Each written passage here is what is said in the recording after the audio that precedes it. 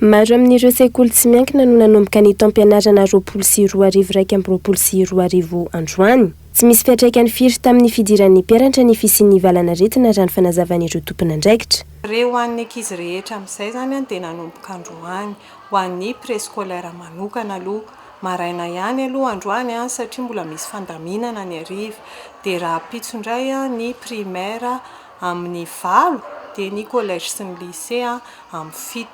Ny anton'izay rehetrarehetra izay dia araka ny tenentsika teo hoe mbola misy fandaminana kokoa zany ny mpampianatra ny amin'ilay tapakandro ny hariva dia tsy maintsy nataontsika izay.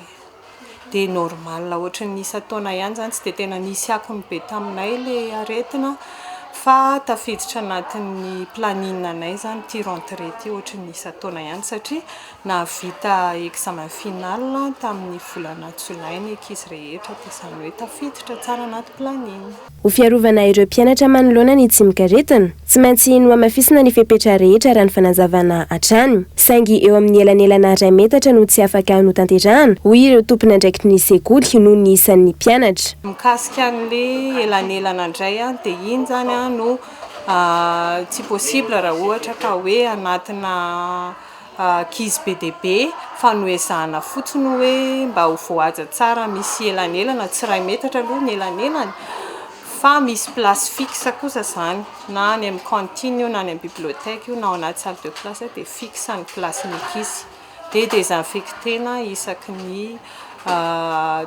tapakandro zany salle sy ny réfectoire rehetra.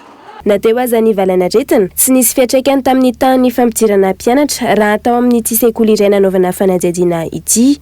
Na teo aza ny olana, nisy ny fifampiresahana teo amin'ny rototo. Iroso amin'ny taom-pianarana 2024 ny 9 Oktobra ho avy izao kosa ny sekolim-panjakana.